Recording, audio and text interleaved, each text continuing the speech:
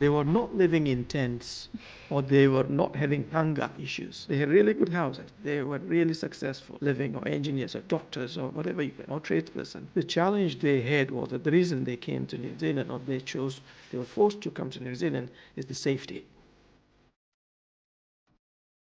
Kia ora whānau. Thank you for joining us for another podcast today. We have a special guest. Actually, we are the guest today. We will tell the story soon.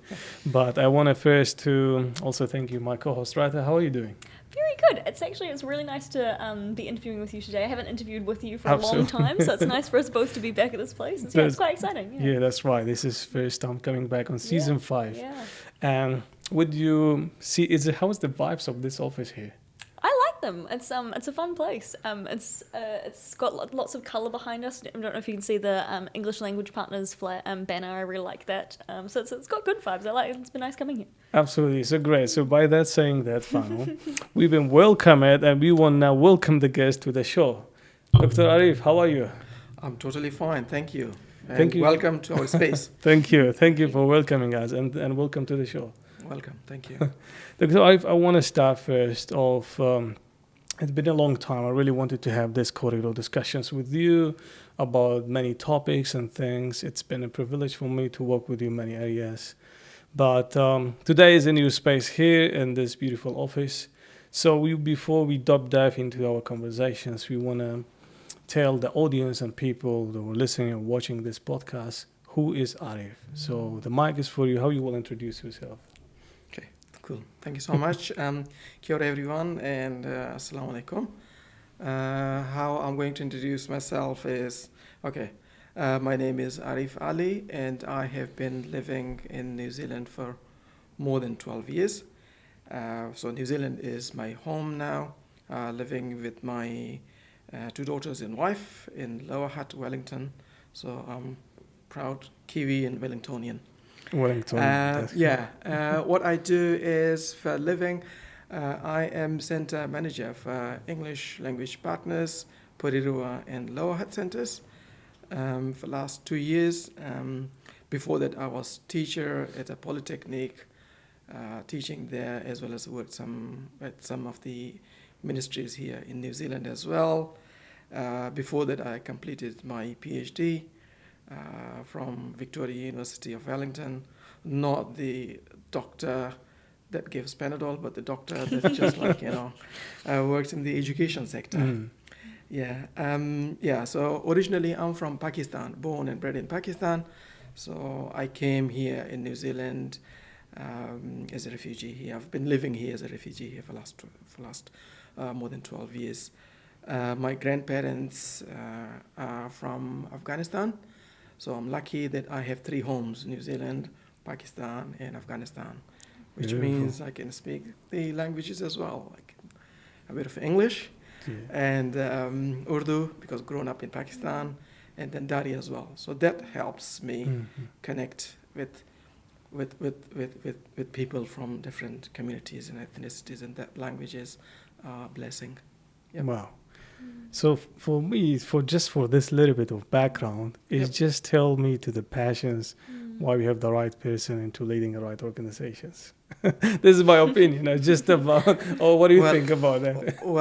What drove you to this? My manager, if she's gonna watch this, then she can hope I can earn some brownie points. Yeah. Okay. Cool. Thank you for that beautiful introduction and all this May. Oh, and these 12 years, wow, it's really a lot of achievements from the journey, from the achievement of PhD to other jobs, etc. So, want to say about this center? Would you tell us a little bit more, like what is English Language Partners do exactly? What is this organization all about? Thank you for that question. Some people from ethnic communities and refugee background communities, they might know about English Language Partners, or they have accessed our services. And for those of your viewers and listeners who don't know about English Language Partners, you can say that this is English language center where we offer English language classes to people right from pre-literate to beginner to intermediate into advanced level English language classes. Those are in class as well as online as well. Plus, we do volunteer home tutor as well. Like, those who cannot commute or have some challenges, not come to class or cannot join online classes, we have a group of volunteers. They can, I invite you guys as well to be our volunteer and become a home tutor, so you can do home tutor for our learners at home. That's the is on daily basis what we do at English Language Partner, like, help people learn English language. But there's a lot behind the scene that goes on.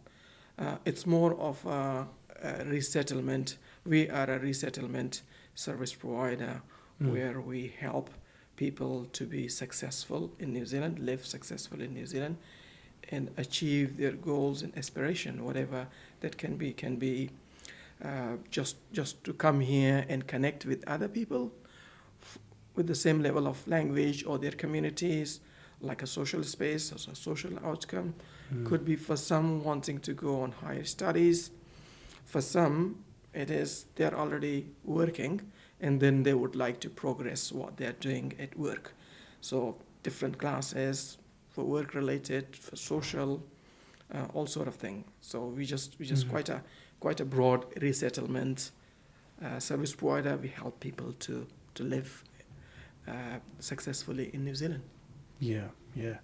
Now, that's a good introduction about what they do. I want to ask you about how do you see the experience while working and leading this organization here in I think you're manager of both branch, right? Porirua and Hutt, Hutt right. Center. So how's your experience into seeing the success stories of those students who are from refugee background migrants? How is their reflections when they come to use the service? I would say is that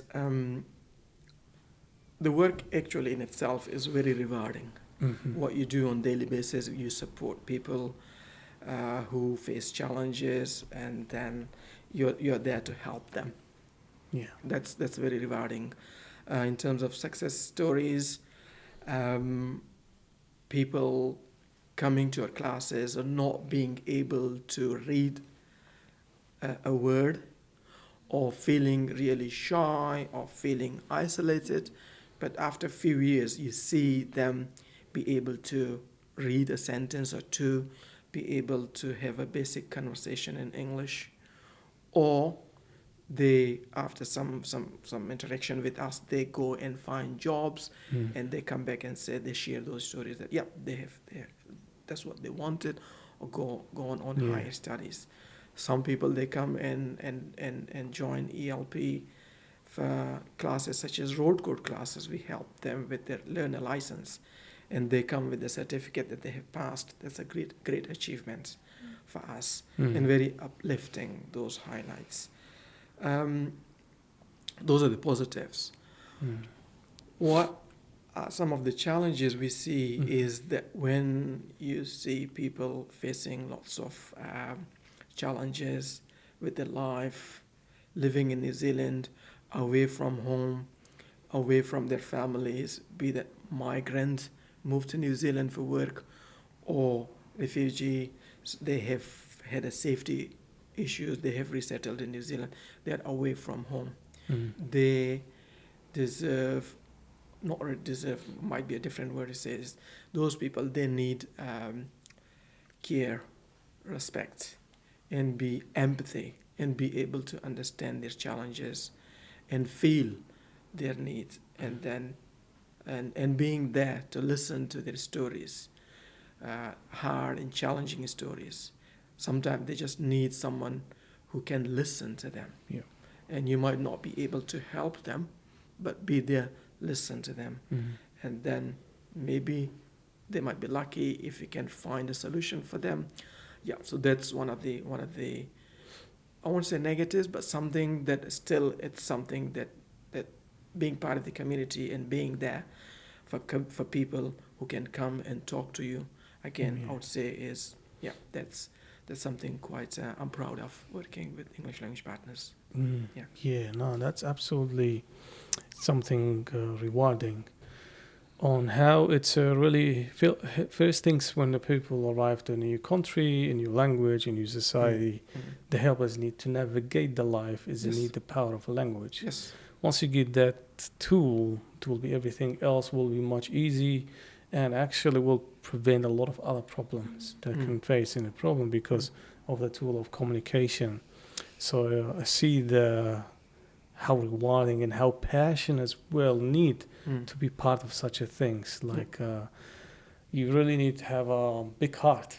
Yep, exactly. And Yes, then just teaching adults from a new language from zero. And I know I may hear some other stories could be some people who arrive, even they face the challenge in their home country from education back home. Yep. So this is real challenges and things. So I think Yep. this And is I must say that Mm. that it's not just me that I'm telling my story. Absolutely. What I'm saying is also my staff at the office, as well as the teachers on daily basis that they interact with people.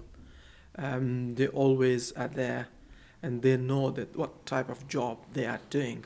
So that is, I'm so proud of everyone who are passionate and working across the country in ELP, and then supporting more than 7,000 people, 7 to 8,000 people every year from migrant and refugee background. Yep, that is a lot of energy, passion. Yeah. We send the greetings and kia ora to all the teachers. Thank you. So, this is cool. Bretta, I'll leave to the rest of the conversation. Otherwise, I will keep going. I have a lot of things to go. Hope I'm answering your questions. If not, you can stop me and tell me. No, it was great. No, I think we both just want to keep hearing more about your organisation. It sounds incredible, and it's I think particularly what strikes me as well as Kodrina is just how much compassion and care all of you have to do the mahi that you do, and just for so long. I think it's incredibly beautiful, but also I really, really appreciate you sharing the highs and lows of the of seeing the success and the journey that your students have gone through, but also the challenges. It sounds like you've taken a lot of note of where they're of really what is affecting their lives and what is making it harder for them to gain both English language and sort of other challenges in migrating here. Can you tell us about your volunteer home tutor program that you've got? How did that come into place? Were you involved with that? Well, that's a really good question. That is the foundation of English Language Partners. We used to be called, I think, Home Tutor School. Something, apologies those volunteers who might be watching this, not knowing the actual name. That's how English Language Partners started maybe more than 30 years ago. So it was more like a home volunteer tutor program where different regions, they had volunteers, train the volunteers, and then teaching people or tutoring language to people at their homes.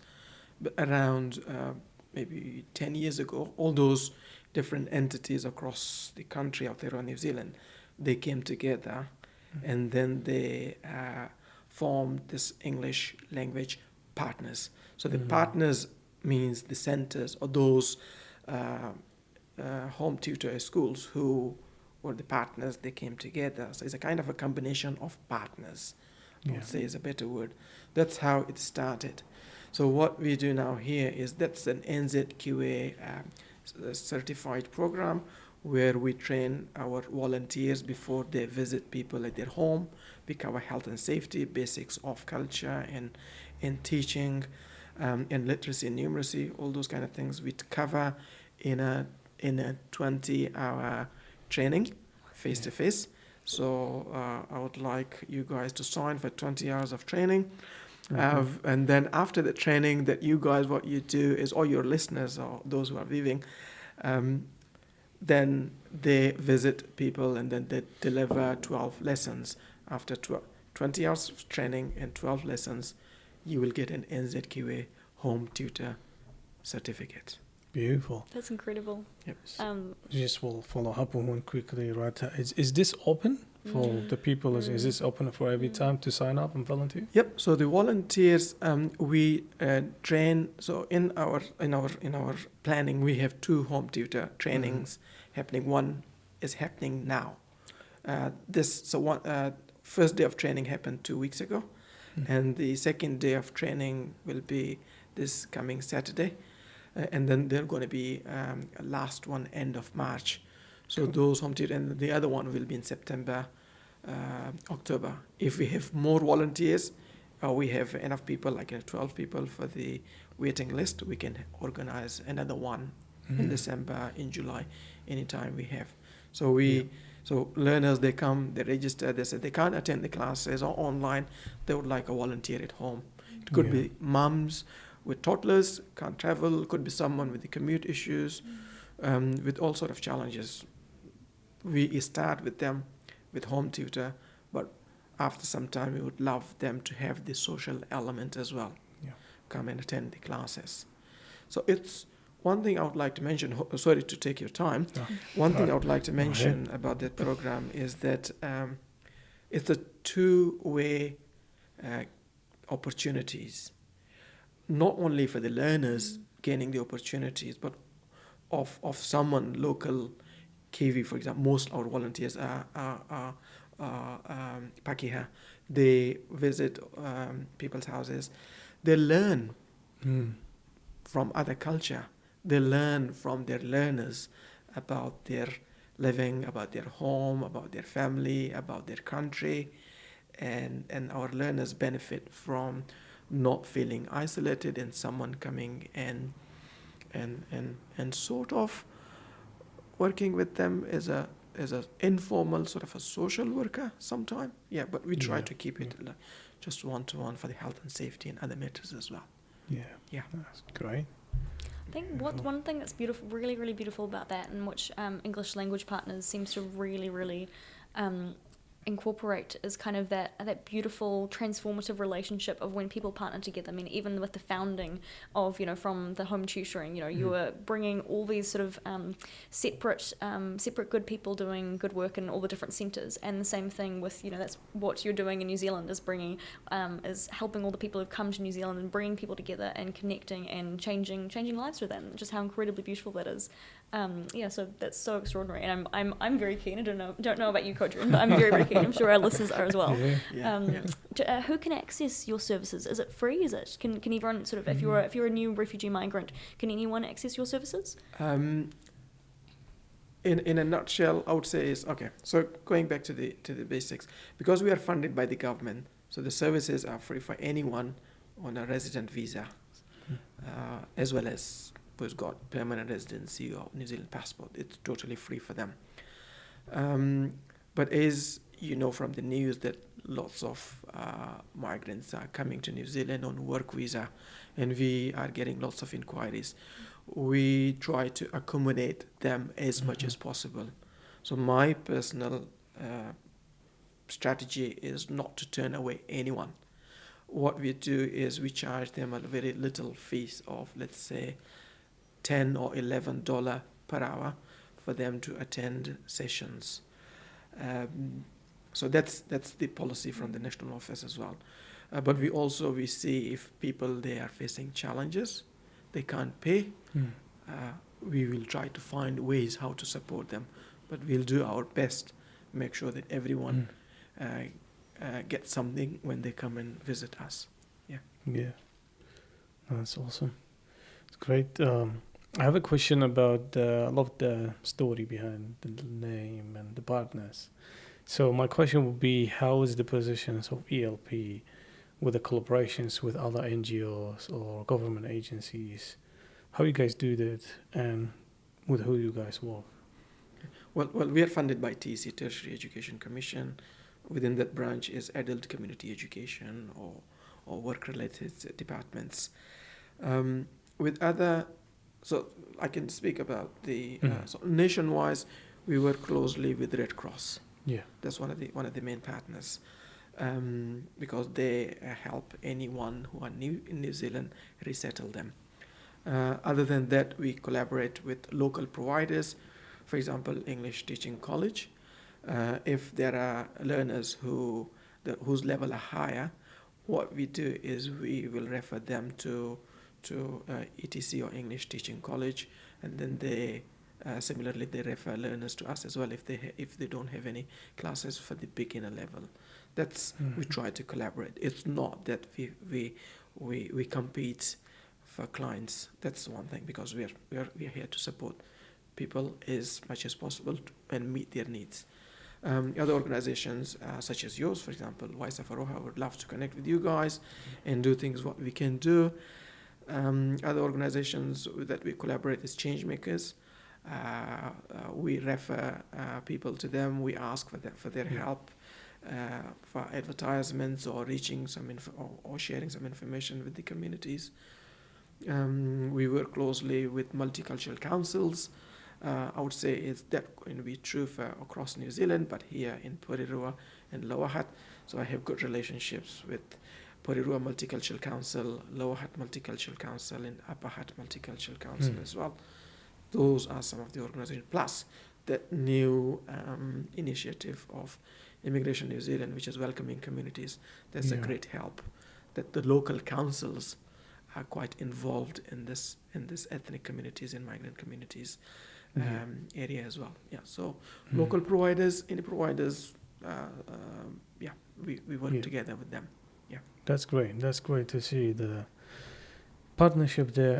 And just to follow up on these questions about the collaboration with NGOs, in your thoughts, how much is important to have these collaborations in a matter to look after the client?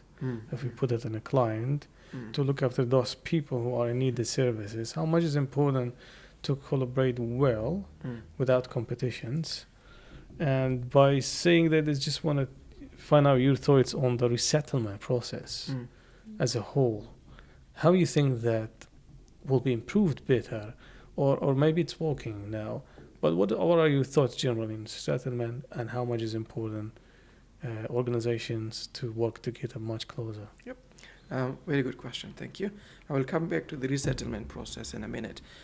Collaboration with organizations, because the resources are generally scarce, limited, be that funding or be that a space or time. So, for example, at Christmas, end of the year, English language partner Lower Hutt collaborated with Lower Hutt Multicultural Council. So we put our some money together, like $1,000, for example, each. We put together, or 500, can't remember.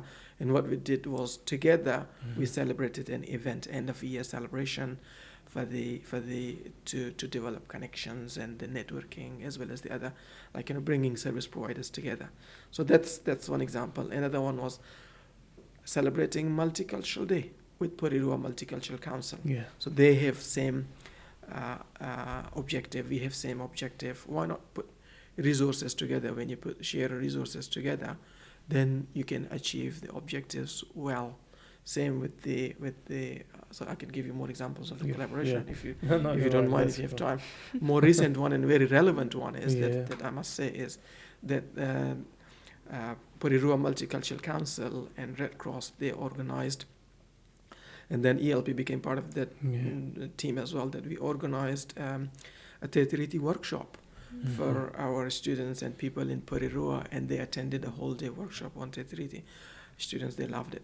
So those kind of things, we can work together and we build and connect with more connections with the communities. Connecting that collaboration with other organizations and resettlement process. New Zealand government, we know that resources are limited, be that housing, be that any other service, finding jobs for people, helping them with the CV, driving, celebrating cultures, diversity, anything you name it, any kind of a projects. If every organization, they do those things together, separately, it's going to be duplication. When we do together, then that limitation of resources for the resettlement process, we can overcome that challenge. And these collaborations become part of the resettlement process, because when you resettle, for example, when New Zealand government or immigration or Red Cross, they bring people resettle in New Zealand, what they need is not just, when we say resettlement, what resettlement means, having these wraparound services for them, help them, enable them, learn about New Zealand culture, New Zealand history, te tiriti, help them celebrate their culture, help them learn how to drive. So those are part of resettlement, and when those organizations together, that become a successful resettlement. So I would say is that the challenges are there. Government's resources are limited. There are challenges with the government resettlement processes, but we as a service providers at the ground level, we can work together and make that resettlement process easier and more beneficial for our people. Great. Awesome. You want to go ahead, Rata? Thank you. I think also what's brilliant is, you've really come through that process yourself, sort of experiencing the highs and lows of, being a migrant here after 12 years, but really understanding the services that you provide are so vital for people. And so it's really, really helpful to hear your thoughts on the refugee reintegration process and seeing about how best to make that happen, from your own personal experience. I think is beautiful that you're in that position to help. Yep. Thank you. Yes. I would say is inclusion and participation. That's number one. Number two is I'm one of the lucky ones that could communicate in English and not faced many challenges. I know my family faced herself, but that challenge is compared to someone else who will have language barriers, who's going to be really hard for them to come in and live in New Zealand. But the main thing is that if someone is able to connect the dots and where these people are coming from, what ways of living they had. They were not living in tents or they were not having hunger issues.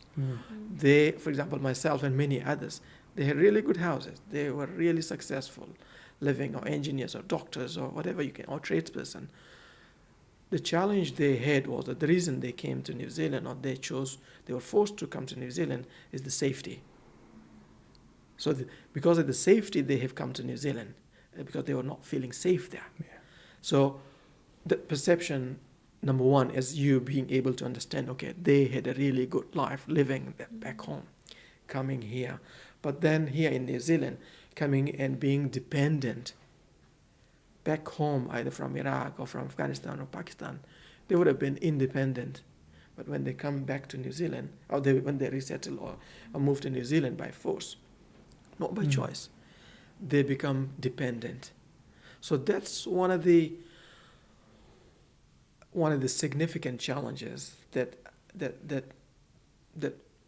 and then, for example, a guy from Eritrea being a good truck driver for 20 years and coming in New Zealand and not being able to pass the road code, getting the challenge, being there is fully independent here. That's a significant challenge. And then if you can feel and understand that challenge, then you can do your best and do more than what you're expected to help that person. Yeah, absolutely. And I always love those stories because my story aligned with your story. And one of the reasons behind we put this platform, voiceofaroha, is about that, change that narrative about people arriving here being accused of not knowing how to even passing the road.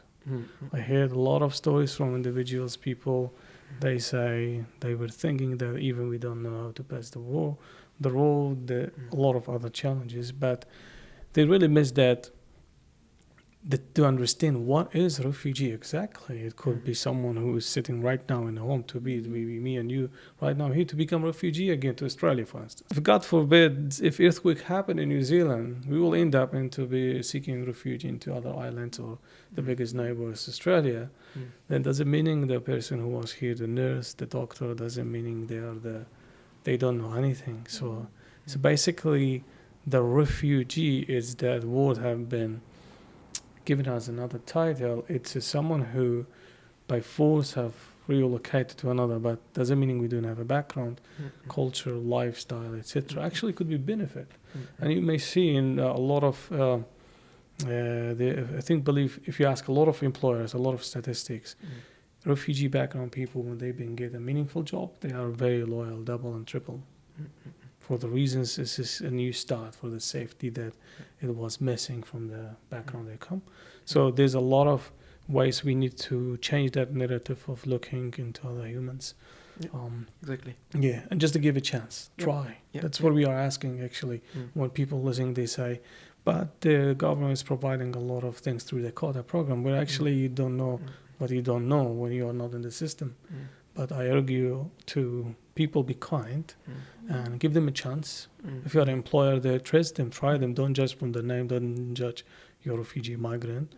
Treat them as everyone applicants. And if they have actually very unique English, maybe try to ask them things about their culture. Maybe ask them something else about how you did this job in your home. Who knows? For me, this sector is also important, is because my grandparents and parents, they became refugee and they were forced to leave Afghanistan. So they resettled in Pakistan. They got Pakistani passport and resettled there. I'm very thankful for that. I was born there, and then I was forced to leave Pakistan.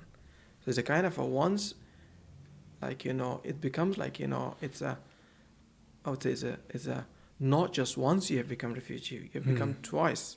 Your family, your grandparents. That is quite a significant thing in your life, in your personality, and then being and living in safety of life in New Zealand.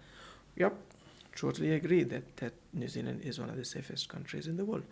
But what we also see is that climate change is a challenge. Plus, what happens at Christchurch Mosque, 15th of March.